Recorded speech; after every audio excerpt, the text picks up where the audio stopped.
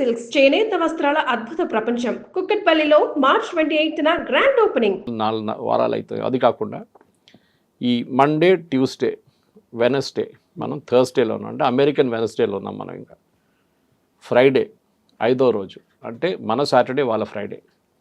ఈ 5వ రోజు ఏం జరుగుతుంది? ఎందుకు ఇంకా 2 రోజులే ఉన్నాయి. ఈ 2 రోజుల్లో అమెరికా వాళ్ళ చాలా పెద్ద ఫోర్స్ని తీసుకొస్తున్నారు. మీరు చెప్పారు చూడండి, ఒకటి వాళ్ళ మెరీన్ ఎక్స్పెడిషనరీ ఫోర్స్ అని చెప్పి ఐఎన్ఎస్ ట్రిపోలి అని చెప్పి ఒక షిప్ దాంట్లో తీసుకొస్తున్నారు. దాంట్లో 3000 మంది ఉన్నారు. వీళ్ళ దగ్గర యాంఫీబియస్ ల్యాండింగ్ షిప్స్ ఉన్నాయి. యాంఫీబియస్ ల్యాండింగ్ షిప్ మీరు చూసుంటారు బహుశా, మన వైజాగ్ వైపు మిలన్ నడుస్తున్నప్పుడు అంతా ఇండియన్ నేవీది, లేకుంటే అప్పుడప్పుడు ఎక్సర్సైజ్ చేస్తుంది. దీనికి ఒక షిప్ లాగా ఉంటుంది, కానీ ఫ్రంట్కి వెళ్ళేదాకా బీచ్ దాకా వెళ్తుంది. ఇది నార్మల్ షిప్స్ లాగా కాదు. అక్కడ వెళ్ళి దీన్ని ఓపెన్ చేస్తారు, ఇట్లా ఫ్రంట్ పోర్షన్ ఓపెన్ చేస్తే దాని లోపల నుంచి ట్రూప్స్ అందరూ బయటకు వస్తారు. సో యాంఫీబియా జస్ట్ లైక్ ఒక కప్పలాగా 2 చోట్ల ఉభయచరం అంటాం మనం. అంతే. మనం సెకండ్ వరల్డ్ వార్లో చాలా చూసాం ఇది, యాంఫీబియస్ ల్యాండింగ్ ట్రూప్స్. రిస్క్ ఎక్కువ దాంట్లో, ఎందుకంటే వీళ్ళు బయటకు రాగానే ఎవడైనా ఫైర్ చేస్తే ఎక్కడి నుంచి అనేది లాట్ ఆఫ్ పీపుల్, బట్ వాళ్ళకి ఎయిర్ సపోర్ట్ ఉంటుంది ఆ టైంలో. బహుశా వీళ్ళని తీసుకొస్తున్నారు అనే ఒక రూమర్ ఉంది. వాళ్ళు ఆల్రెడీ ఉన్నారు, they are in the Gulf of Oman now. వీళ్ళని స్ట్రేట్ ఆఫ్ హార్మూజ్ నుంచి తీసుకొస్తారా, లేకుంటే వీళ్ళని పారాడ్రాప్ చేస్తారా, లేకుంటే వీళ్ళని ఇంకేదైనా వార్షిప్ వై తీసుకొస్తారా చూడాల్సింది మనం. అది అట్లా ఉన్నప్పుడు ఇంకొక అంటే వీళ్ళ దగ్గర పారాట్రూప్స్ ఉన్నారు, స్పెషల్ ఆపరేషన్స్ గ్రూప్. 1600 మందిని వాళ్ళు యుఎస్ నుంచి పిలిపించారు, వాళ్ళ బేస్ నుంచి. వీళ్ళు రావడానికి 24 గంటలు కూడా పట్టదు, బహుశా వచ్చేస్తుంటారు ఇప్పుడు దాకా. ఖతార్లో వీళ్ళు ఉన్నారని చెప్తున్నారు. ఖతార్ నుంచి Kharg island is about 60 minutes.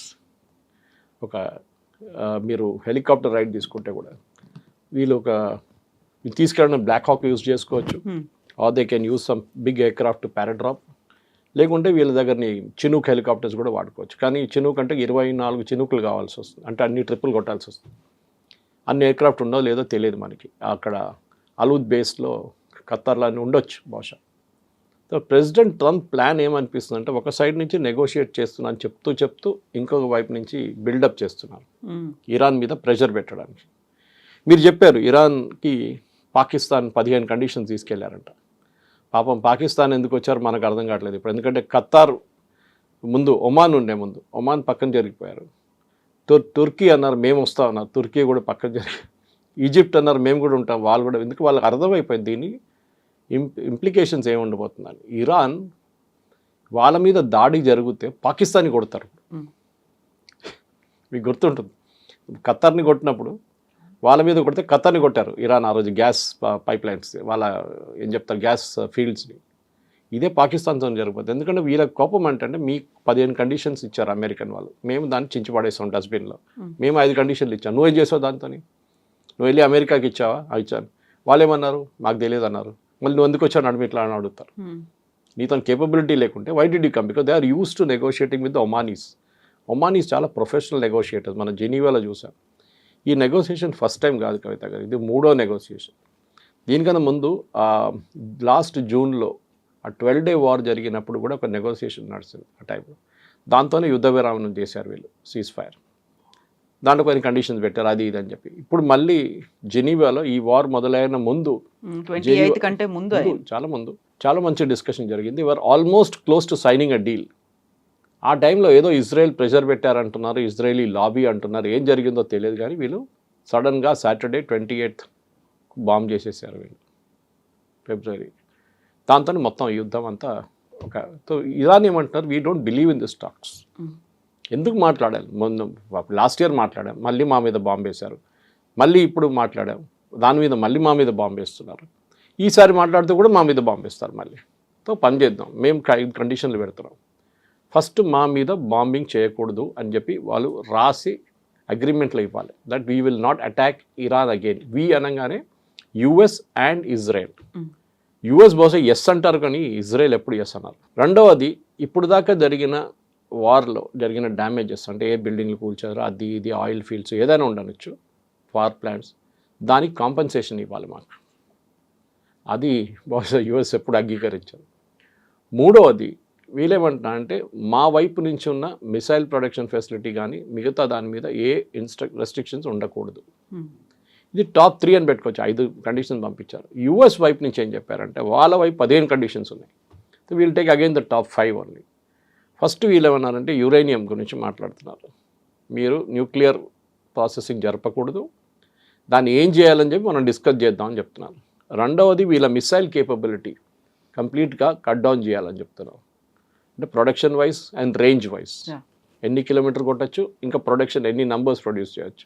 Drones కూడా అంతే. మూడవది మీ అఫిలియేట్స్, మీ శాటిలైట్స్ ఉన్నారు చూడండి, హెజ్బుల్లా లెబనాన్లో, హూతీలు యెమెన్లో, ఇక్కడ హమాస్ గాజాలో, వీళ్ళకి నో ఫండింగ్, నో ఆయుధం, నథింగ్, ఏం పంపించకూడదు, కంప్లీట్ మీరు కట్ ఆఫ్ చేసేసేయాలి. ఇది వాళ్ళ వైపు నుంచి ఒక 3 కండిషన్స్ పెట్టారు. అంటే 15లో 3 పెట్టాను నేను. వీళ్ళు ఇద్దరు అక్కడిక్కడ ఈ 3 కండిషన్స్ అంగీకరించారు. So there is no point of going forward. Only నామకే వాస్తే అక్కడెక్కడ ఎక్స్చేంజ్ చేసుకున్నారు. ఎందుకంటే వీళ్ళు ఫేస్ టు ఫేస్ కూడా కలవట్లేదు. ఇరాన్ ఏమంటున్నారంటే మేము మాట్లాడితే కూడా మేము ఇప్పుడున్న జారెడ్ కుష్నర్ అండ్ స్టీవ్ విట్కాఫ్తో మాట్లాడాం. Because they are not professional politicians. వాళ్ళు Steve Witkoff is Trump Gulf buddy and వాళ్ళ కన్స్ట్రక్షన్ ఇండస్ట్రీలో ఫ్రెండ్. కుష్నర్ ఏమో సన్నిన్లా. వీళ్ళకి ఇద్దరికి పొలిటికల్ ఎక్స్పీరియన్స్ అసలు లేదు నెగోషియేషన్లో. మేము we will speak to vice president JD Vance and Marco Rubio secretary of state. వీళ్ళతో మేము మాట్లాడతాం. కావాలంటే వీళ్ళిద్దరిని తెచ్చుకోండి మీరు, ఎందుకంటే ఎలిమెంట్ ఆఫ్ కంటిన్యూటీ ఉండాలి కదా. లాస్ట్ టైం ఏం మాట్లాడామన్నాం కానీ వీళ్ళిద్దరికి తెలియదు. సో వాళ్ళ దగ్గర అడుగుతారు ఏం మాట్లాడారు లాస్ట్ టైం అని చెప్పి. అది so this is what situation. ఇప్పుడు ఈ మీటింగ్ జరుగుతుందో లేదో చెప్పలేము, చాలా డౌట్ఫుల్. ఎందుకంటే ఈ మీటింగ్ జరగాలంటే ఒకటి అట్లీస్ట్ ఒక 5-6 పాయింట్స్ మీద ఒక అగ్రిమెంట్ ఉండాలి, rough agreement. The top most యూఎస్కి ఉన్న అన్ని వారి ఇజ్రాయెల్కి ఉన్నది కూడా దట్ ఇరానియన్ న్యూక్లియర్ ప్రోగ్రామ్ గురించి. ఈ ఇరానియన్ న్యూక్లియర్ ప్రోగ్రామ్కి మీకు గుర్తుంటుంది కవిత గారు, ప్రెసిడెంట్ ఒబామా టైంలో ఒక ఒప్పందంకి వచ్చారు వీళ్ళు. దట్ వీళ్ళ ప్రొడక్షన్ వీళ్ళు తగ్గిస్తారు, అంటే వీళ్ళ యురేనియం క్వాలిటీ ప్రాసెసింగ్. అది కాకుండా వీళ్ళ వైపు నుంచి ఆయుధాలు తయారు చేయరు అని చెప్పి ఒక ఒప్పందానికి వచ్చారు. ఇరాన్ది చాలా మటుకు డబ్బులు ఆ టైంలో అమెరికా బ్లాక్ చేసి పడేశారు. అంటే వాళ్ళ ఓవర్సీస్ ఉన్న బ్యాంకులో ఉన్న డబ్బులని ఫ్రీజ్ చేసేసారు. ఇప్పుడు ఈవెన్ రష్యాది అట్లా చేశారు. 200 బిలియన్ 300 బిలియన్ ఉంది అకౌంట్, అన్నీ యూకేలో ఉండే, అదే మొత్తం ఫ్రీజ్ చేసేసారు వాళ్ళు. ఆ డబ్బులు కూడా ఈ అగ్రిమెంట్ ప్రకారం రిటర్న్ చేశారు. ట్రంప్ ఆ టైంలో ఏం పెద్ద గొడవ చేశారు ఏంటంటే అమెరికన్ ట్యాక్స్ పేయర్ డబ్బులు తీసి ఇరాన్కి ఇచ్చారు మీరు అని చెప్పి. అండ్ ఒబామా దానికి కౌంటర్ చేయలేకపోయారు, క్లియర్గా ఎక్స్ప్లెయిన్ చేయలేకపోయారు. ఒక పెద్ద పొలిటికల్ డిఫీట్ ఉండే ఒబామాకి. తర్వాత ఈసారి కూడా వీళ్ళు ఏం అడుగుతారంటే మాకు డబ్బులు కావాలి. సో దీంట్లో మెయిన్ స్టిక్కింగ్ పాయింట్ మనందరూ తెలుసు, ఈ స్ట్రైట్ ఆఫ్ హోర్మూస్ నుంచి షిప్పులు ఫ్రీగా తిరగాలని ప్రెసిడెంట్ ట్రంప్ చెప్తే ఇరాన్ అంటున్నారు కాదు, దీని కంట్రోల్ మేము మిగతా అక్కడ ఉన్న గల్ఫ్ స్టేట్స్ అందరు కలిసి కంట్రోల్ మెయింటైన్ చేస్తాం. ఎందుకంటే మీకు గుర్తుంటుంది ట్రంప్ ఒక ప్రెస్ కాన్ఫరెన్స్లో చెప్పారు బయట మీడియాతో మాట్లాడుతూ, ఎవరు కంట్రోల్ చేస్తారు స్ట్రైట్ ఆఫ్ హోర్మూస్ అంటే నేను మీ అన్నారు. And Ayatollah whoever is Ayatollah అంటే అక్కడ ఎవరు అయతోల్లా అంటే దాంట్లో 2 సంకేతాలు వచ్చినాయి బయటకు. ఒకటి అయతోల్లా ఉంటాడు, రెజీమ్ చేంజ్ లేదు, ఈజ్ అగ్రీడ్ హిమ్సెల్ఫ్ అనమాట ఇండైరెక్ట్లీ. రెండవది వీళ్ళిద్దరు కలిసి ఎట్లా కంట్రోల్ చేస్తారు, అమెరికాకి అక్కడ ఏం స్టేక్ ఉంది, అమెరికన్ షిప్స్ రావు అక్కడ అన్ని యూరోపియన్ లేకుంటే ఇండియన్ లేకుంటే మిగతా బంగ్లాదేశ్ బట్ ఇండోనేషియా వైపు వెళ్ళే షిప్స్లో ఉంటుంది, చైనీస్ ఆఫ్ కోర్స్. ఇక అమెరికాకి ఏం ఇంట్రెస్ట్. వీళ్ళేమన్నారంటే మీరు మాకు డబ్బులు ఇవ్వకపోతే, ఇది మీరు మా ఇన్ఫ్రాస్ట్రక్చర్ డ్యామేజ్ అయిందని దాన్ని మేము ఒక టోల్ పెట్టేస్తాం దీని మీద, ప్రతి షిప్ దగ్గర నుంచి 1 మిలియన్ తీసుకుంటాం, ఏదో నా డబ్బులు తీసుకుంటాం మేము, అది మేము డిసైడ్ చేస్తాం మీరు ఈ డబ్బులు ఇవ్వకపోతే. అది కూడా president Trump is dead against. మిగతా దేశాలతో సహాయం పెట్టుకొని సౌదీ అరేబియాతో వాళ్ళతో ఒప్పందం పెట్టుకొని ఇది స్ట్రైట్ ఆఫ్ హోర్మూజ్ కంట్రోల్ చేయాలంటే కాదు. ఎందుకంటే స్ట్రైట్ ఆఫ్ హోర్మూజ్ అనేది సూయజ్ కెనాల్ కాదు, మనం గుర్తుపెట్టుకోవాలి. సూయజ్ కెనాల్ మన అందరు తెలిసిందే ఈజ్ కంట్రోల్ బై ఈజిప్ట్. అది ఒక narrow shipping lane which connects 2 continents, 2 seas అనమాట, మేజర్ ఓషన్స్. దానికి ఒక టెక్నాలజీ మీకు తెలిసి ఉంటుంది. ద లెవెల్ ఆఫ్ ఒక వైపు సీ హైట్ ఇంత ఉంది, ఇంకో వైపు ఇక్కడ ఇంత ఉంది. సో దీన్ని బ్యాలెన్స్ చేయడానికి ఇక్కడ నీళ్ళు నింపుతారు. షిప్ని తీసుకొచ్చి వీళ్ళు క్లోజ్ చేసిన తర్వాత ఈ హైట్ పెంచుతారు పంపింగ్ చేసి నీళ్ళు. దాని తర్వాత అటువైపు వచ్చినప్పుడు దాన్ని మళ్ళీ దిప్పుతారు, షిప్ బయటకు వెళ్ళిపోతుంది.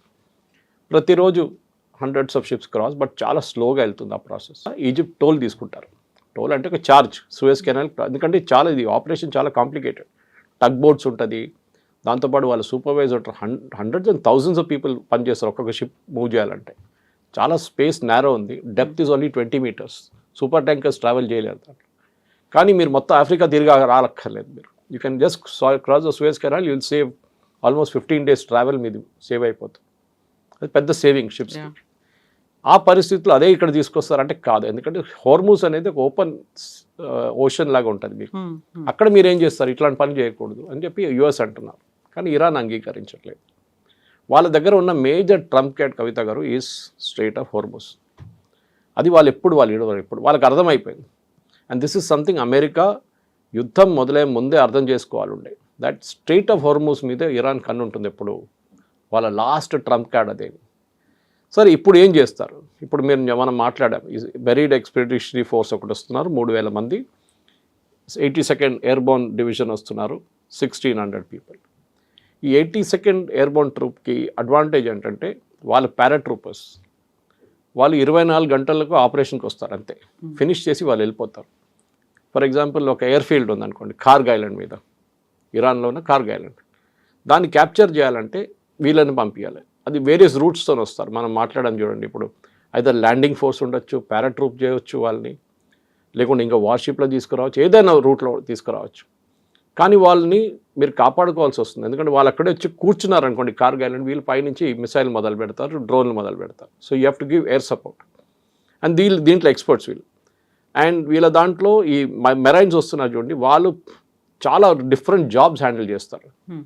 ఇంజనీరింగ్ యూనిట్ ఉంటారు, సిగ్నల్ యూనిట్స్ ఉంటారు, ఆర్మర్డ్ యూనిట్స్ ఉంటారు, for example even catering units ఉంటారు, మెడికల్ యూనిట్స్, అందరు ఒక కంబైన్డ్ ఫోర్స్ లాగా ట్రావెల్ చేస్తారు వాళ్ళు. వాళ్ళని ఒక ఏరోడ్రమ్ వాళ్ళ దగ్గర హ్యాండ్ ఓవర్ చేస్తే, ఒక ఎయిర్పోర్ట్ రన్వే హ్యాండ్ ఓవర్ చేస్తే వాళ్ళు చూసుకుంటారు అక్కడి నుంచి. అప్పుడు వీళ్ళు వెళ్ళిపోతారు, ద పారాట్రూపర్స్ వెళ్ళిపోతారు, వీళ్ళు ఉంటారు. అది క్యాప్చర్ చేసుకుంటే కార్గ్ ఐలాండ్, బికాజ్ అదొక్కటే ఒక ఏం చెప్తారు, ఐ థింక్ ద మేజర్ ఒక రీజనింగ్ ఇప్పుడు అదే ఒక్కటే కనిపిస్తుంది. ఈ సాటర్డే బహుశా జరగవచ్చు, ఎందుకంటే డెడ్లైన్ అయిపోతుంది. అది జరిగితే ఏమవుతుందంటే ఇరాన్ కంప్లీట్ రెవెన్యూ అమెరికా చేతిలో ఉంటుంది. వెనజువేలా లాగా, వెనజువేలాలో అదే చేశారు కదా. ఇప్పుడు అక్కడి నుంచి ప్రతి షిప్కి అమెరికా డబ్బులు తీసుకుంటారు. ఓకే, ఎందుకంటే మేము ఎప్పుడో పెట్టుబడి పెట్టాం, మాది $100 billion ఉంది అక్కడ, మాకు రాలేదు డబ్బులు అని చెప్పి షెవ్రాన్ కానీ ఎక్సన్ మొబైల్ వాళ్ళని తీసుకుంటారు. ఇదే బహుశా కార్గ్ ఐలాండ్తో కూడా జరగవచ్చు. జరిగితే ఇరాన్ ఏం చేస్తారు, then that should be the next situation. Exactly. ఇప్పుడు ఆల్రెడీ ట్రూప్స్ని డిప్లాయ్ చేయబోతున్నారు అనుకున్నప్పుడు దే విల్ బి లైక్ ఒక బూట్స్ ఆన్ ద గ్రౌండ్ అని మనం అనుకుంటాం. అది డైరెక్ట్గా దిగొచ్చేమో అనేటువంటి, ఇప్పుడు నేవీ కావచ్చు, ఎయిర్ ఫోర్స్ ఇప్పటిదాకా ఉంది, బట్ ఆర్మీ కూడా రాబోతోంది అనుకున్నప్పుడు ఇరాన్ ఎక్స్పెక్ట్ చేస్తోంది ఏం జరుగుతుంది అనేది. ఖమేనీ చనిపోక ముందు నుంచి కూడా అన్నిటినీ పెట్టుకున్నారు కాబట్టి, స్ట్రాటజీ అంత ప్లాన్ అయింది కాబట్టి అంత ఈజీగా కూడా యాక్సెప్ట్ చేయదు కదా. మళ్ళీ వాళ్ళు ట్రూప్ వస్తోంది అనుకుంటే వీళ్ళకంటూ ఒక స్ట్రాటజీ ఉంటుంది. డెఫినెట్గా అది మనం ఒక వార్ సెనారియోలో ఎప్పుడు ఎక్స్పెక్ట్ చేయాల్సింది. ప్రెసిడెంట్ ట్రంప్ చేసిన అన్నిటికంటే పెద్ద తప్పు ఇది. ఈ యుద్ధం మొదలయ్యే ముందు మేము ఇది చేస్తే ఇరాన్ ఏం చేస్తారు, ఒక వార్ సెనారియో ఉంటుంది. మేము కొడుతూనే వెళ్తాం, ఇరాన్ ఏం చేయరని కాదు కదా, వాళ్ళు చేస్తారు, వాళ్ళు కూడా దే విల్ రియాక్ట్. కానీ అది యాంటిసిపేట్ చేయలేదు యుఎస్. ఒకటి, ఇరాన్ వాళ్ళ నేబర్స్ మీద బాంబ్ చేస్తారనేది అమెరికా ఎప్పుడు ఊహించలేదు. అరే సౌదీ అరేబియా పక్కన నుంచి చాలా ఫ్రెండ్లీ కంట్రీ, అక్కడ అటు పక్కన ఇరాక్ ఉన్నారు, ఇటు పక్కన కువైత్ ఉంది, ఖతార్ ఉంది, అక్కడ బహ్రెయిన్ ఉంది, వీళ్ళందరూ వాళ్ళతో ఉండాల్సిందే కదా. ఎప్పుడు అంటారు you cannot choose your neighbours అంటారు. వాళ్ళు ఉంటారు, ఇప్పుడు మీకు నచ్చకపోతే కూడా ఉంటారు మీ నేబర్స్ మీ దగ్గర. సో అట్లాంటి పరిస్థితి. నో టైం అటాక్ చేసింది Iran. Correct. And that day itself 28th itself ఇజ్రాయెల్ని కొట్టడం అని దాంట్లో కొత్తది ఏం లేదు, అది వాళ్ళు రెగ్యులర్గా చేస్తూ ఉంటారు. కానీ మిగతా ఫ్రెండ్స్ని కొట్టడం అనేది అది పెద్ద మార్పు వచ్చేస్తుంది. అండ్ వాళ్ళు కూడా రియాక్ట్ చేయలేకపోతున్నారు. మీరు చూడండి, వాళ్ళు సౌదీ అరేబియా కానీ, సౌదీ అరేబియా కూడా గుడ్ ఎయిర్ ఫోర్స్, వాళ్ళు ఇరాన్ ఈజీగా అటాక్ చేసుకోవచ్చు. ఇన్ఫ్యాక్ట్ నిన్న ఒక న్యూస్ రిపోర్ట్లో, I think it was New York Times, దాంట్లో ఏం చెప్పారంటే Saudi Arabian prince Mohammed bin Salman ఏమన్నారంటే అమెరికా దగ్గర చెప్పారంట, మీరు యుద్ధం ఆపకండి, you go fight and finish off Iran. మీకు ఏం సహాయం కావాలంటే చెప్పండి, మేము ఇస్తాం మీకు ఎయిర్ బేస్ యూసేజ్, ఫైనాన్స్గా మీరు డబ్బులు ఏం కావాలంటే మేము హెల్ప్ చేస్తాం, కానీ ఆ ఇరానియన్ రెజీమ్ ఉండకూడదు. ఇప్పుడు మీరు ప్రెసిడెంట్ ట్రంప్ ప్లేస్లో ఉంటే కవిత గారు ఏం ఆలోచిస్తారు, ఇరానియన్ రెజీమ్ని ఎట్లా మార్చాలి? అక్కడ ఇప్పుడు ముగ్గురే ఉన్నారు మాట్లాడడానికి రెడీగా ఉన్న ముగ్గురే ఉన్నారు. అంటే వాళ్ళు ఇప్పుడు దాకా చనిపోలేదు వాళ్ళంతే, అంత చెప్పొచ్చు. వాళ్ళు ఇంకా అటాక్ చేసి చంపలేదు వీళ్ళు. ప్రెసిడెంట్ కరెక్ట్, ప్రెసిడెంట్ పెసికిషాన్ ఆయన ఉన్నారు, speaker and this foreign minister, వీళ్ళు ముగ్గురే ఉన్నారు, కనిపిస్తున్నారు కూడా. ప్రెసిడెంట్ అయితే ఒక బ్లండర్ చేసిండు అన్న పెసికిషాన్. ఆయన యుద్ధం మొదలుగానే సౌదీ అరేబియా మీద బాంబ్ చేయగానే ఒక అపాలజీ చెప్పాను, sorry we made a mistake, ఇంకా జరగదు ఇప్పుడు నుంచి అని. ఇమ్మీడియట్గా విత్డ్రా చేయాల్సి వచ్చింది. Within half an hour revolutionary guards వాళ్ళని ఆయన ఫోర్స్ చేశారు విత్డ్రా చేయడానికి. So he is not interested.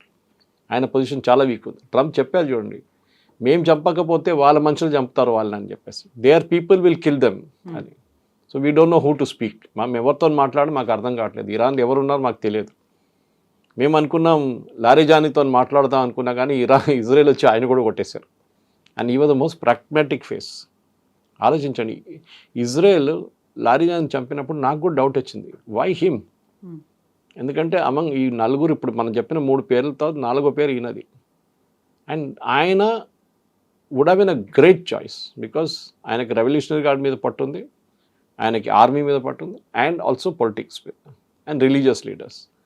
నలుగురిని వీళ్ళు ఆయన తీసుకెళ్ళగలరు, తోడు తీసుకెళ్తారు, కలగరు, కానీ ఆర్ని చంపేశారు ఆయన. ఇప్పుడు ఎవరితో మాట్లాడతారు మళ్ళీ మీరు? You have to speak to only these 3 people. వీళ్ళు ముగ్గురికి అంత పవర్ లేదు. Whereas the speaker of the Iran parliament Mohammad Khalifa, ఆయన దీనికన్నా ముందు ఎయిర్ ఫోర్స్ చీఫ్ ఉండే, and he was also the chief of the revolutionary guards. ఈ 2 పదవులు చాలా careful, especially revolutionary guards. So ఆయనకు ఆ పవర్ ఉంది ఒకటి, కానీ he the hard line religious bent of mind. అంత ఈజీగా అమెరికా చెప్పిన మాటలు వినరు. సో బహుశా వీళ్ళు ముగ్గురులో ఎవరినో ఒకరిని మాట్లాడుతున్నారు ఇరాన్తోని అమెరికా డైరెక్ట్గా, కానీ ఎవరని చెప్పట్లేదు. ఇరానియన్ ఫారెన్ మినిస్టర్ అయితే డినై చేసేసి, మేమైతే మాట్లాడలేదు, ట్రంప్తోనే మాట్లాడుకుంటున్నాడు, and he's just playing for the markets. ఈ మార్కెట్ రేటు, ఆయిల్ రేట్ తగ్గించడానికి చేస్తున్నారు, మిగతా ఏం లేదు position, which is sort of correct. కానీ ఇప్పుడు జరిగే దాంట్లో కవిత గారు, ఈ నెక్స్ట్ 24 hours to 48 hours చాలా క్రూషియల్గా ఉండబోతుంది. ఎందుకంటే ఇరాన్ మూవ్ కాకపోతే ట్రంప్ దాని ఒక ఎక్స్క్యూజ్గా యూజ్ చేసుకుంటారు. నేను చూడండి, నేను ఎంత ఓపెన్గా ఉన్నాను, నేను 15 కండిషన్ పెట్టాను, డిస్కస్ చేయడం అని చెప్తే వాళ్ళు రాలేదు, వాళ్ళు మీటింగ్కి, ఏం చేయమంటారు నన్ను అన్నాడు. And that is why Monday to Friday పెట్టుకున్నారు ఆయన, సాటర్డే పెట్టుకోలేదు, 6 days అని చెప్పలేదు, 5 days అని చెప్పారు. సో దట్ ఎగ్జాక్ట్లీ ఫ్రైడే రోజు మార్కెట్, యుఎస్ మార్కెట్ క్లోజ్ చేయగానే అటాక్ అనేది బహుశా కరెక్ట్ జరుగుతుంది. సో ఇప్పటిదాకా మనం ఇరాన్ గురించి పెట్టే కండిషన్స్ గురించో, లేకుంటే అమెరికా ఇస్తున్నటువంటి 15 ఫార్ములా గురించో మాట్లాడుకుంటున్నాం, కానీ ఇజ్రాయెల్ మాత్రం తను ఏం చెయ్యాలనుకుంటుందో ఆ పని చేస్తుంది. అండ్ ట్రంప్ని మళ్ళీ లాగాలి అనేటువంటి ప్రయత్నాలు కూడా చాలా ఎక్కువగానే చేస్తుంది. ఎందుకని ఇజ్రాయెల్ అసలు మాట్లాడట్లేదు? నెతన్యాహు ఎప్పుడో ఒకసారి కనిపిస్తున్నారు తప్ప ట్రంప్ లాగా ఆయన చెయ్యట్లేదు అసలు. మాట్లాడడం అనేది you're talking about press conference లాగా? ఎగ్జాక్ట్లీ. అక్కడ ఏమవుతుంది, వాళ్ళ స్ట్రాటజీ కావచ్చు, లేకపోతే ఫండ్స్ గురించి కావచ్చు. ఇజ్రాయెల్లో ఇప్పుడు ఒఫిషియల్ పొలిటికల్ బ్రీఫింగ్ కన్నా వాళ్ళ ఆపరేషనల్ బ్రీఫింగ్ ఎక్కువ ఉంటుంది. ఇప్పుడు ఐడిఎఫ్ చూడండి, ఇజ్రాయలీ డిఫెన్స్ ఫోర్సెస్ రోజుకి 2-3 సార్లు బ్రీఫింగ్ ఇస్తారు. వాళ్ళ ఆపరేషన్ డీటెయిల్స్, లెబనాన్లో ఏం జరిగింది, లిటానీ రివర్ దగ్గర కొట్టాము మేము, ఇన్ని బంకర్లు డిస్ట్రాయ్ చేసాము, ఇన్ని లాంచ్ ప్యాడ్ డిస్ట్రాయ్ చేసాము, వాళ్ళు బ్రీఫింగ్ ఇస్తారు రెగ్యులర్గా. అది ఉంటుంది, కానీ పొలిటికల్ బ్రీఫింగ్ అని చాలా తక్కువ. ఒకటి, ఎందుకంటే ఆయన ముందుకు ఎందుకు వచ్చారంటే, ఒకసారి ఆయన చనిపోయారని చెప్పి పెద్ద రూమర్ ఉండే, సో చూపించండి నేను బతుకున్నానని చూపించడానికి ఆయన వచ్చినాను. కానీ ఇజ్రాయెల్ ఎప్పుడు బయట ట్రంప్ మాట్లాడరు వీళ్ళు. They are very very reserved వాళ్ళ కామెంట్స్లో. ఇజ్రాయెల్ కావాల్సింది ఒకటే, అండ్ స్పెషలీ నెతన్యాహుకి ఎలక్షన్స్ రాబోతుంది ఇప్పుడు కొన్ని నెలల్లో. ఆయనకి ఈ ఎలక్షన్ గెలవాలంటే యుద్ధం ఉండాలి ఆయనతో, ఇంకా నడవాలి యుద్ధం. ఇజ్రాయలీస్ చాలా టైర్డ్ అయిపోయారు యాక్చువల్లీ, ఎందుకంటే ఈ బంకర్లో పరిగెత్తడం, డైలీ బంకర్లో వెళ్ళి కూర్చోవడం రాత్రి అంతా, ద సిక్ అండ్ టైర్డ్ అంటున్నారు. నేను చూసాను, వర్డ్ యూజ్ చేశారు ఒక Israeli commentator, we are sick and tired, యుద్ధం ఎట్లైనా ఆగితే బాగుంటుంది. కానీ వాళ్ళకి తెలుసు, ఇరాన్ని ఇప్పుడు కొట్టకపోతే మళ్ళీ ఇరాన్ ఇంకా పవర్ఫుల్ అయిపోతారు, హెజ్బుల్లా మళ్ళీ పెరుగుతారు. ఇవాళ కూడా వాళ్ళు మిసైల్స్ ఫైర్ చేశారు, యాజ్ వీ స్పీక్. 1 గంట ముందు ఇజ్రాయెల్ మీద 3 మిసైల్స్ ఫైర్ చేశారు. సో హెజ్బుల్లాని కొట్టాలి. ఇన్ఫ్యాక్ట్ మీకు తెలుసుంటుంది, ఇరానియన్ అంబాసిడర్ని లెబనాన్ నుంచి పంపించేశారు. He was declared persona non grata and he was ask to get out. Lebanon అనే ఒక దేశం ఉందని మనం మర్చిపోయాం. హెజ్బుల్లా గురించి మాట్లాడుతాం. హెజ్బుల్లా టెర్రరిస్ట్ ఆర్గనైజేషన్, లెబనాన్లో కూర్చున్నారు. ఇజ్రాయెల్కి అదొక పెద్ద ప్రాబ్లం, ఎందుకంటే ఇప్పుడు వాళ్ళ మొత్తం ఎఫర్ట్స్ మీరు చూస్తే ఇరాన్ కన్నా ఎక్కువ వాళ్ళు లెబనన్ మీద పెడుతున్నారు. సౌత్ లెబనన్లో కంప్లీట్ క్యాప్చర్ చేసుకొని మా టెరిటరీ పడదు, మేము అక్కడ నుంచి ఖాళీ చేయమని చెప్తున్నారు. వాళ్ళకి ఒక బఫర్ జోన్ లాగా వచ్చేస్తుంది అది. ఎందుకంటే అక్కడి నుంచి మిసైల్స్ లాంచ్ చేసినప్పుడు నార్దర్న్ ఇజ్రాయెల్ వైపు ఈ బఫర్ జోన్ ఉంటే పనికొస్తుంది ఇజ్రాయెల్కి అనమాట. వాళ్ళ ఆయుధాలు కూడా అంటే వాళ్ళ యాంటీ ఎయిర్క్రాఫ్ట్ గన్స్ కానివ్వండి, మిగతా ఇంటర్సెప్టర్స్ కానీ అక్కడ ఉంచుకోవచ్చు సదర్న్ లెబనాన్లో. ఇటువైపు ఇరాన్ వైపు వాళ్ళు ఏం చేస్తున్నారంటే వాళ్ళు కంటిన్యూస్ ఇవాళ పొద్దున కూడా బాంబ్ చేశారు. వాళ్ళు స్పెసిఫిక్గా లీడర్షిప్ని కొడుతున్నారు. స్టార్టింగ్ నుంచి అదే కదా, 28th రోజు కొట్టింది లీడర్షిప్ని కొట్టి, ఇప్పుడు కూడా అదే చేస్తున్నారు. కమాండ్ అండ్ కంట్రోల్ సెంటర్స్ని కొడుతున్నారు. నిన్న సౌదీ అరేబియా మీద 25 డ్రోన్లు ఫైర్ చేశారు ఇరాన్, ఒకటే మిసైల్ ఫైర్ చేశారు. అంటే వాళ్ళ మిసైల్ లాంచింగ్ కేపబిలిటీ చాలా మటుకు డిగ్రేడ్ అయినట్లుంది. అంటే లాంచర్స్ని కొడుతున్నారు ఇజ్రాయెల్ కంటిన్యూస్గా. బహుశా that must be the strategy ఇజ్రాయెల్ది. వెళ్తూ ముందుకు వాళ్ళు అమెరికా లాగా వాళ్ళు మాట్లాడడం తక్కువ, వాళ్ళు పని చేసేది ఎక్కువ వాళ్ళ దగ్గర. అది ఎప్పుడు వాళ్ళది ఇజ్రాయెల్ కల్చర్ అట్లానే ఉంటుంది. అమెరికన్ ప్రెసిడెంట్ అట్లా కాదు, ట్రంప్ దగ్గర ఏమైనా అడిగితే ఏదో చెప్పేస్తాడు ఆయనకే తెలియదు ఏం చెప్పాడని. ఇది అట్లా కాదు, ఈజ్ మెజర్డ్ వర్డ్స్ ఉంటుంది ఇజ్రాయలీ ప్రైమ్ మినిస్టర్ది. ఇట్స్ వీళ్ళ బెంజమిన్ నెటన్యాహుది. కానీ అట్ ద సేమ్ టైం మనం ఇంకా ముందుకు వెళ్తున్నప్పుడు ఇజ్రాయెల్ని కంట్రోల్ చేయకుండా అమెరికా ఏం చేయలేరు. రేపు ఒక ఒప్పందానికి వచ్చారనుకోండి, ఇజ్రాయెల్ అప్రూవల్ లేకుండా అమెరికా దాన్ని యాక్సెప్ట్ చేయరు. ఇజ్రాయెల్ లేకుండా అమెరికా బాంబింగ్ చేయొచ్చు అంటే నో. అమెరికన్ సపోర్ట్ లేకుండా ఇజ్రాయెల్ ఇరాన్ మీద దాడి చేయవచ్చా, హెజ్బుల్లా మీద అంటే నో. రెండు వైపు నుంచి అమెరికా సపోర్ట్, ఇక్కడ ఇజ్రాయెల్ సపోర్ట్ చాలా క్రూషియల్. అండ్ యూఎస్లో మీకు తెలిసిందే జూయిష్ లాబీ అనేది చాలా పవర్ఫుల్. వాళ్ళు మీడియా కానీ మిగతా ఫైనాన్స్ కానీ ఈ సెక్టర్స్ అన్ని వాళ్ళు కంట్రోల్ చేస్తారు. సపోర్ట్ ఉంటుంది. ఇప్పుడు యుఎస్ గవర్నమెంట్కి జూయిష్ సపోర్ట్ ఉండాల్సిందే. అదొక చాలా క్రూషియల్ ఫ్యాక్టర్. దానికోసం నెటన్యాహు ఎక్కువ మాట్లాడరు బయట వచ్చి. ఆయన మాట్లాడుతున్నప్పుడు హీ స్పీక్స్. వాళ్ళ పబ్లిక్ ఎంగేజ్మెంట్స్ కనిపిస్తారు, ఆర్మీ యూనిట్స్ కలవడానికి వెళ్తున్నారు, రెస్టారెంట్కి వెళ్తున్నారు, ఆ వీడియోలు బయటకు వస్తున్నాయి. బట్ ఈ 3 దేశాలు లాగర్ హెడ్స్ అంటారు, కంటిన్యూస్గా ఫైట్ చేయాలి అనే దాంట్లోనే 3 ఉన్నాయి.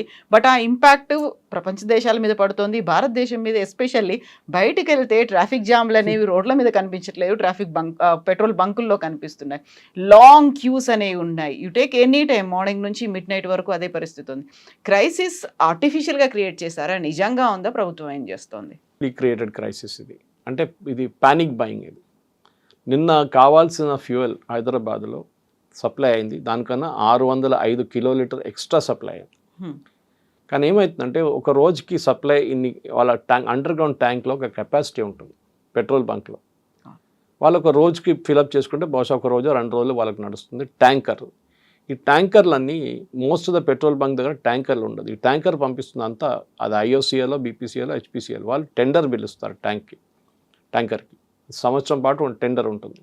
ఇప్పుడు సడన్గా వాళ్ళకి 1200 ట్యాంకర్లు కావాలి ఎక్స్ట్రా. అది సరే పక్కన రాష్ట్రంలో ఉందంటే అక్కడ కూడా అదే crisis.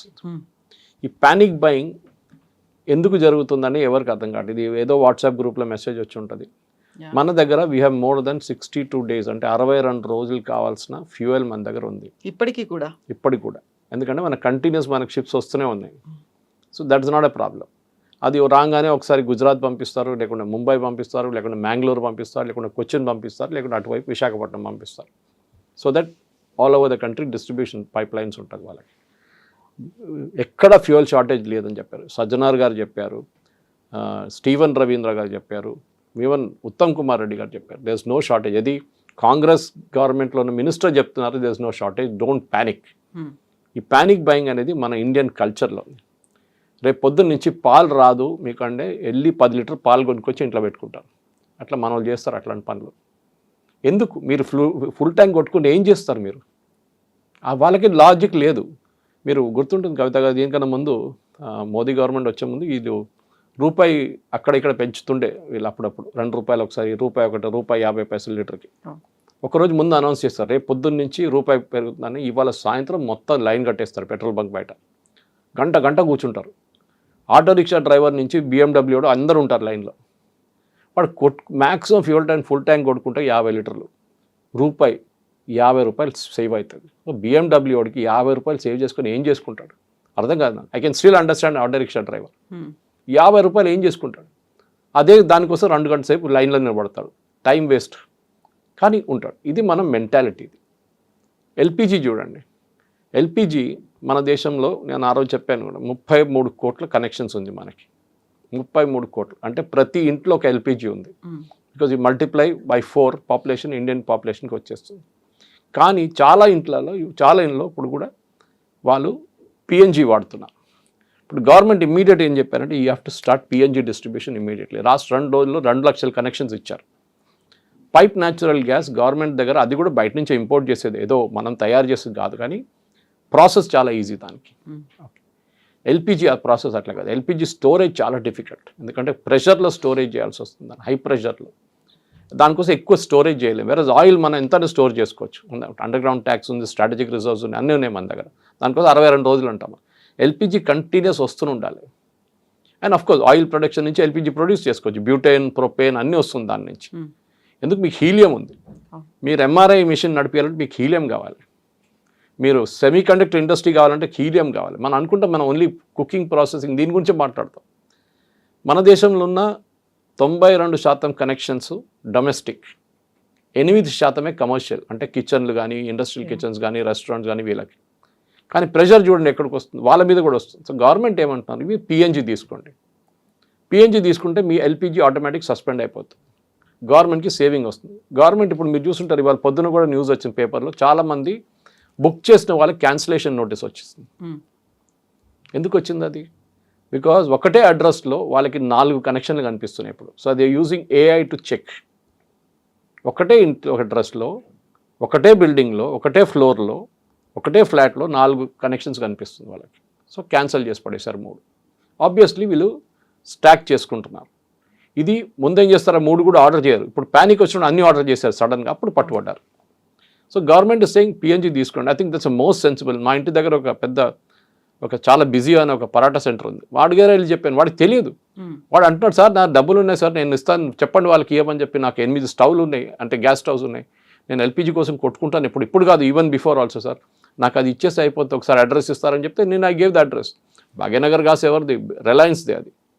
So that culture has to come. దాంట్లో మీకు ఎల్పిజి ఆర్డర్ చేయక్కర్లేదు, మీరు ఆన్ చేస్తే గ్యాస్ ఉంటుంది, ఎప్పుడు మీకు టెన్షన్ ఉండదు దానికి. I think that culture Covid టైంలో మోదీ గారు చెప్పిన మాట ఆ రోజు, అది కూడా మిస్అండర్స్టాండ్ చేసుకున్నారు. కోవిడ్లో మనం ఎట్లా హ్యాండిల్ చేసామో అట్లనే మనం ఇప్పుడు కూడా ఇమ్మీడియట్ రూమర్స్ లాక్డౌన్ పెడుతున్నారు మోదీ గారు. అదే హింట్ ఇచ్చాడు. ఎందుకు లాక్డౌన్? మీకు ఏదో పాండమిక్ రాలేదు కదా. మోదీ గారు ఏం చెప్పారంటే, ఆ టైంలో మనం ఎట్లా డిసిప్లిన్ పాటించామో, రోడ్ల మీద వెళ్ళకుండా ఇంట్లో ఉండి అది చేసుకో, అది చెప్పగానే అచ్చా ఇంట్లో ఉండమంటున్నారు మోదీ గారు అందరినీ, అక్కడ చెప్పలేదు ఆయన. So that's is the misunderstanding అన్నమాట. నాకు చాలామంది నాకు అడిగారు, నా దగ్గర ఫోన్ చేసి, మెసేజ్, సురేష్ గారు లాక్డౌన్ ఉంటుందా, ఎందుకు ఉంటుందని వాళ్ళ దగ్గర అడిగాను రిటర్న్ నేను. Why lockdown? You have to arrive at a certain sense of discipline. ఈ డిసిప్లిన్ మన దాంట్లో లేదు. కవిత గారు, పోలీసోడు కనిపించకపోతే రెడ్ లైట్ జంప్ చేస్తాడు 100% మనోడు. ఓకే, పోలీసోడు ఉంటేనే ఆపుతాడు. అక్కడ కెమెరా ఉంటే అది కూడా చూస్తాడు, కెమెరా లేకుండా వెళ్ళిపోతాడు పోలీసోడి దగ్గర. ఇది మన ప్రాబ్లం. ఎవడో 10 మంది లైన్లో నిలబడాలని మనం కూడా వెళ్ళి నిలబడతాం అంత. ఏంట్రా అంటే, మీరు నిలబడారు కదా, మీ అంటే నేను కూడా ఉంటాను. ఇది మన ప్రాబ్లం. బ్రిడ్జ్ పై నుంచి కింద చూస్తుంటాడు ఒకడు, 10 మంది వస్తారు, ఏం చూస్తున్నాడు నాకేం తెలుసు, కింద ఏదో నేను చూశాను, నువ్వు ఎందుకు వచ్చినా అంటాడు. ఇది చీలుడి భైంసుడి అంటారు హైదరాబాద్లో, రూమర్స్ది. ఓకే, ఇది మనం ఒక డిసిప్లిన్ మన లైఫ్లో తీసుకురావాలి. నేను మొన్న మా అల్వాల్ బంక్ వెళ్ళినప్పుడు రాత్రిపూట వెళ్తే 11 కార్లు ఉండే. I didn't want to fill up. నేను ఇంటికి వెళ్ళిపోయి పొద్దున 7 గంటలకు వచ్చాను, మళ్ళీ ఇంటి దగ్గరే సత్య పెట్రోల్ బంక్ అని. 3 కార్లు ఉన్నాయి, ఫిల్అప్ చేసుకున్నాను. వాడు అన్నాడు, సార్ ఫుల్ ట్యాంక్ కదా సార్ అన్నా. వద్దు, నాకు వద్దు, నాకు 2000 రూపీస్ కొట్టు చాలు అన్నాడు. ఏం సార్ ఇట్లా అంటున్నా, మీరు అందరు ఫుల్ ట్యాంక్ కొట్టించుకున్నా? అక్కర్లేదు, మిగతా వాడికి పనికి వస్తాయి కదా నేను కొట్టుకుంటే. నేను ఫుల్ ట్యాంక్ కొట్టుకుని ఏం చేసుకోవాలి, నాకు తెలుసు నాకు వారం దాకా నడిచిపోతుంది. That is all. Panic buying లో సిద్దిపేట రోడ్లో పోతున్నాడు, ఆడు వెళ్తూ అది సిద్దిపేటలో ఉండదేమో, ఇక్కడ కొట్టించుకుందాం, ఇక్కడ కొట్టించుకుంటాం. ఇది దిస్ యాటిట్యూడ్ మన షార్టేజెస్లో ఒక టైంలో ఉండే. కరెక్టే, షార్టేజెస్ మన దేశంలో చాలా మటుకు ఉండే. పాలు లేకుండే. నేను స్కూల్లో ఉన్నప్పుడు కూడా పొద్దున పూట పాలు కోసం లైన్లో నిలబడాలి, వెళ్ళి ప్యాకెట్ పాల కోసం. అదంతా పోయింది కదా. ఇప్పుడు మీ ఇంటికి కావాలంటే ఏ కంపెనీ నుంచైనా మీకు పాలు వస్తుంది. దాట్ యాటిట్యూడ్ మారాలి. ఇప్పుడు చూడండి కొంచెం తగ్గింది, ఇవాళ కొంచెం ప్యానిక్ బయింగ్ తగ్గింది. కానీ బంక్లు ఏమంటున్నారు, ఈవెన్ టుడే మార్నింగ్ నేను దూరదర్శన్ డిబేట్లో ఉన్నాను పొద్దున లైవ్లో, దాంట్లో అన్నారు అదే సేమ్ పాయింట్. ఇక్కడ ఉన్న పెట్రోలియం డీలర్స్ అంటున్నారు, మా దగ్గర మీకు ఎంత కావాలంటే అంత పెట్రోల్ ఇస్తాం, మీరు ఎన్ని ఫుల్ ట్యాంక్లు కావాలంటే కొట్టించుకోండి, కానీ వీ విల్ నాట్ గివ్, క్యాన్లో మేము ఇవ్వము. దట్ ఈస్ సంథింగ్, ఎందుకంటే డేంజరస్ అది. ఈ టెంపరేచర్లో మీరు క్యాన్లో తీసుకొచ్చి పార్కింగ్ లాట్లో పెట్టుకుంటే అది ఎప్పుడు వెళ్తుందో తెలియదు. అది ఇట్స్ హైలీ డేంజర్. నిన్న ఒక ఆటో రిక్షా డ్రైవర్ని చూశాను నేను. వాడు 10 లీటర్లు 2 క్యాన్లు పెట్టుకొని పోతున్నాడు. ఎందుకంటే నాకు వారం పనికి వస్తుందంట. రే నువ్వు ఎందుకు నీకు వారం ఎక్కడ పెట్టుకుంటా? ఇంట్లో పెట్టుకుంటా సార్. ఇంట్లో ఇంకా డేంజరస్ రా బాబు అంటే అర్థం చేసుకుంటలేరు మనం. మన ఇందోర్లో ఒక యాక్సిడెంట్ జరిగింది, మీకు తెలిసింది. ఆ బ్యాటరీ ఛార్జింగ్ యూనిట్ నుంచి ఈవీ వెహికల్ది పోల్ మీద కూడా పోయింది ఫైర్. వాళ్ళ ఇంట్లో బేస్మెంట్లో, వాళ్ళ ఇంట్లో గ్రౌండ్ ఫ్లోర్లో 10 సిలిండర్లు ఉంటాయి. మ్యాక్సిమం చనిపోయింది అది దాని కారణంగానే, అది బ్లాస్ట్ అయింది. This is something we need to learn. మనకు కావాల్సింది we are not living in a nation of shortages. మీరు పాకిస్తాన్లో చూడండి, పాకిస్తాన్లో ఏం లేదు, పెట్రోల్ లేదు, డీజిల్ లేదు. శ్రీలంకలో 15 లీటర్లు ఇస్తున్నారు ప్రతి వారానికి ఒక కార్కి. మనం అది ఆ స్టేట్కి రాలేదు కదా మనం ఇంకా. కానీ ఎవరో చెప్పారంట రూమర్, అరే 20 లీటర్లు కొట్టిస్తున్నాడు వారానికి అంత. అట్లా ఏం రాలేదు. కానీ మన పరిస్థితికి రాకుండా చూసుకోవడానికి మన రెస్పాన్సిబిలిటీ ఉంది. యాజ్ అ సిటిజన్ ఆ సివిక్ సెన్స్ మనకి లేదు. Let us accept it. పక్కనోడు చచ్చాడు కానీ నేను బతకాలని చూస్తాడు మన వాళ్ళు. ఆ యాటిట్యూడ్ మనకుంది. అది మనం మార్చుకోవాల్సింది. ఈ క్రైసిస్లో ఇది ఒక పెద్ద లెసన్. Thank you.